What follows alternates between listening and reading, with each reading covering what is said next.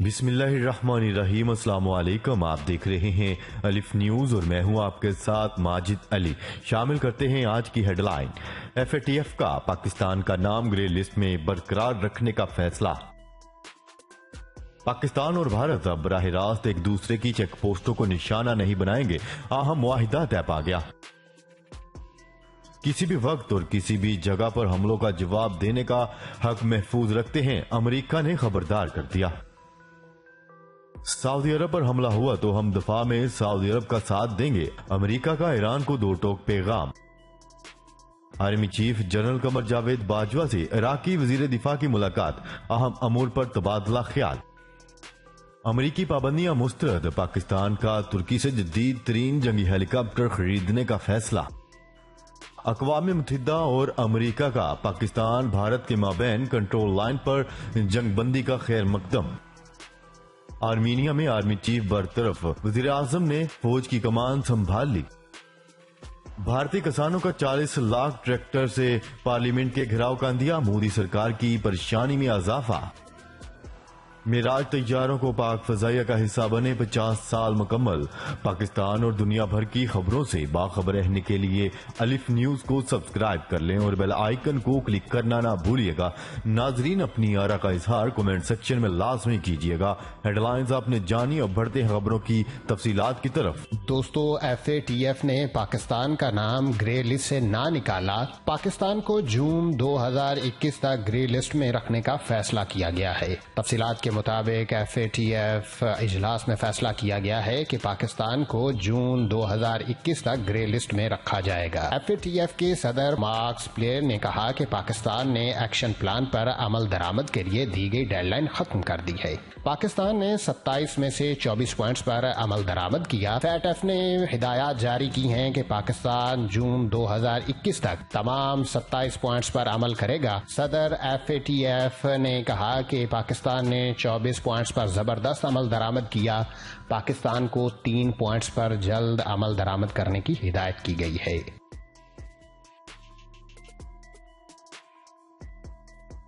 दोस्तों, खबर के अगले हिस्से में हम बात करेंगे तर्जमान पाक फौज के हवाले से। तर्जमान पाक फौज मेजर जनरल बाबर इफ्तिखार ने कहा है कि हालात जितने भी बुरे हों, हॉटलाइन राब्ता खुला रहता है। मिलिट्री टू मिलिट्री राब्ता है, बैकडोर डिप्लोमेसी का नतीजा नहीं। हम अमन के लिए इकदामात करते रहेंगे जिससे एतमाद बहाल होगा। उन्होंने कहा कि दोनों जानब से 2003 के इकदामात के नफाज पर इत्तेफाक किया गया है। लाइन ऑफ कंट्रोल पर 500 मीटर के अंदर नई दिफाई तामीरात नहीं होंगी। सीज फायर के दौरान किसी की पोस्ट को बराह रास्त टारगेट नहीं किया जाएगा और कंट्रोल लाइन पर किसी मसले को मकामी कमांडर हल करेंगे। दोस्तों, खबर के अगले हिस्से में हम बात करेंगे अमेरिका की मरकजी कमान के सरबराह जनरल केंथ मैकेंजी ने खबरदार किया है कि अमेरिका अपने इंतखाबात के मुताबिक किसी भी वक्त और किसी भी जगह पर हमले का जवाब देने का हक महफूज रखता है। अमेरिका की पहुंच बहुत दूर तक है। अरब टीवी के मुताबिक जनरल मैकेंजी बैरूत इंस्टीट्यूट के ज़ेरे एहतमाम एक सेमिनार में तकरीर कर रहे थे। उन्होंने कहा कि इस पहुंच का अमली इजहार 2020 में किया गया था, जब अमेरिका के बगदाद में एक ड्रोन हमले में ईरान की अल-कुद्स फौज के commander major general Qasem Sulemani और ईरान की हमायत याफ्ता इराकी मलेशिया के डिप्टी कमांडर अबू महदी हलाक हो गए थे। दोस्तों, खबर के अगले हिस्से में हम बात करेंगे तो व्हाइट हाउस ने कहा है कि अमेरिका के सऊदी अरब के साथ देरीना ताल्लुकात हैं। गैर मुल्की खबर अजहां इदारे के मुताबिक व्हाइट हाउस की तर्जमान चीन सिकी ने कहा कि अगर सऊदी अरब पर हमला होता है तो हम दिफा में सऊदिया के साथ देंगे। उन्होंने मजीद कहा कि अमरीकी सदर जो बाइडन जल्द ही खादिमुल हरमैन शरीफैन शाह सलमान बिन अब्दुल अजीज के साथ राबता करेंगे। ख्याल रहे कि 10 फरवरी को यमन में आईनी हुकूमत के दिफा के लिए कायम अरब इत्तेहादी फौज ने कहा था कि हौजी बागियों ने उबा के बैन अवी हवाई अड्डे पर मिसाइल हमले किए हैं, जिसके नतीजे में एक सिविल मुसाफिर जहाज को नुकसान पहुंचा। ताहम हुक्काम ने जहाज में लगने वाली आग पर जल्द ही काबू पा लिया। इस तरह अमेरिका ने ईरान को वाज़ेह पैगाम दे दिया है।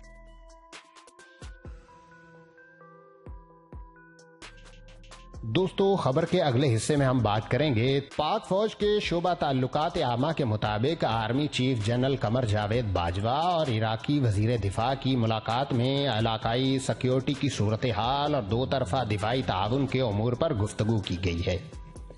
آرمی چیف نے کہا کہ پاکستان عراق کے ساتھ برادرانہ تعلقات کو بہت اہمیت دیتا ہے۔ پاکستان دہشت گردی کے خلاف جنگ میں عراقی عوام کی قربانیوں کو قدر کی نگاہ سے دیکھتا ہے۔ ترجمان پاک فوج کے مطابق ملاقات میں علاقائی سلامتی اور استحکام کے لیے مل کر کام کرنے کے عزم کا اعادہ کیا گیا ہے۔ واضح رہے کہ 18 فروری کو army chief general Qamar Javed Bajwa سے چینی سفیر نے ملاقات کی تھی، جس میں باہمی دلچسپی اور علاقائی سیکیورٹی صورتحال پر تبادلہ خیال کیا گیا تھا۔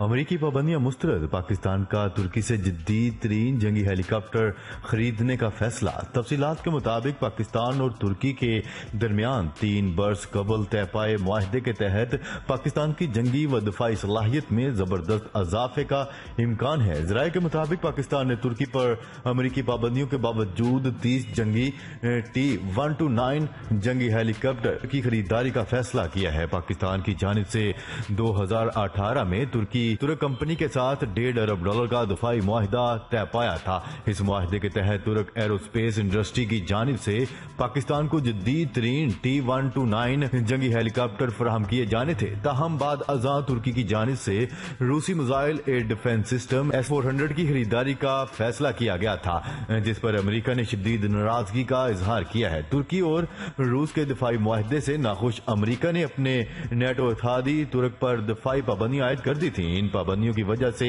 پاکستان کو 30 جنگی ہیلی کاپٹر کی فراہمی تاخیر کا شکار ہوئی۔ امریکی پابندیوں کی وجہ سے ترکی امریکہ کے ایکسپورٹ لائسنس کی بنا پاکستان کو 30 جدید T-129 جنگی ہیلی کاپٹرز کی فراہمی سے قاصر رہا، تاہم اب بتایا جا رہا ہے کہ ترکی اور امریکہ کے تعلقات میں بہتری کے آثار نظر آنے کے بعد امکان ہے کہ ترک ایرو اسپیس انڈسٹری جلد پاکستان کو 30 جدید جنگی جہاز فراہم کر دے گی۔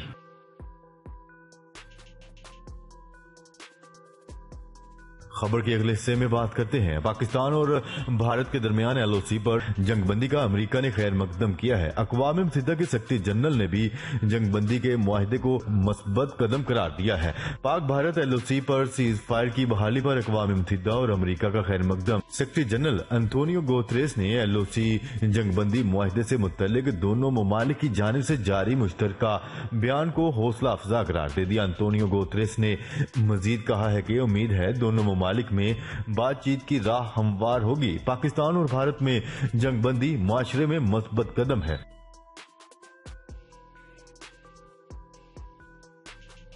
خبر کے اگلے حصے میں بات کرتے ہیں۔ آرمینیا میں وزیر اعظم اور فوج کے درمیان کشیدگی زور پکڑ گئی۔ وزیر اعظم نے آرمی چیف کو برطرف کر کے فوج کی کمان اپنے ہاتھ لے لی، اپنے حامیوں کے ساتھ دارالحکومت کی سڑکوں پر مارچ کیا۔ روس اور ترکی نے آرمینیا کی صورتحال پر تشویش کا اظہار کیا ہے۔ تفصیلات کے مطابق آرمینیائی وزیر اعظم نے چیف آف دی اسٹاف کو جبرن عہدے سے معزول کر دیا، جس کے بعد وزیر اعظم نے فیس بک پر قوم سے براہ راست خطاب کیا اور کہا ہے کہ ملک میں جو کچھ ہو رہا ہے وہ اسے فوجی بغاوت سمجھتے ہیں۔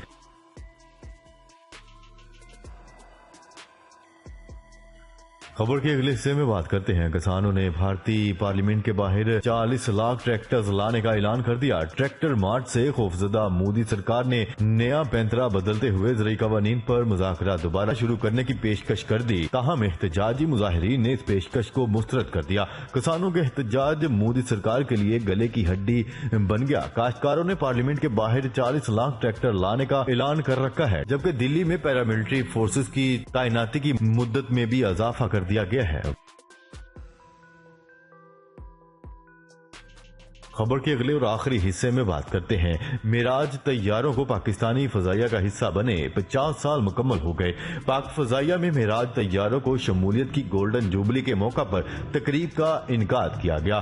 نیوز رپورٹ کے مطابق معراج طیاروں کی گولڈن جوبلی کی تقریب میں صدر مملکت ڈاکٹر عارف علوی اور ایئر چیف مارشل مجاہد انور خان مہمان خصوصی تھے۔ تقریب میں 27 فروری 2019 کے روز بھی شریک ہوئے۔ معراج طیاروں کے سب سے پہلے پہلے اسکواڈرن نے کوبرا فارمیشن فلائی پاسٹ کیا، جبکہ معراج طیاروں کے زرار اسکواڈرن نے صدر مملکت عارف علوی کو بھی سلامی دی۔ جی تو ناظرین، آج کے لیے اتنا ہی۔ مزید خبریں لے کر بہت جلد آپ کی خدمت میں حاضر ہوں گے، تب تک کے لیے اپنا خیال رکھیے گا۔ اللہ نگہبان۔ پاکستان زندہ باد، پاکستان آرمی پائندہ باد۔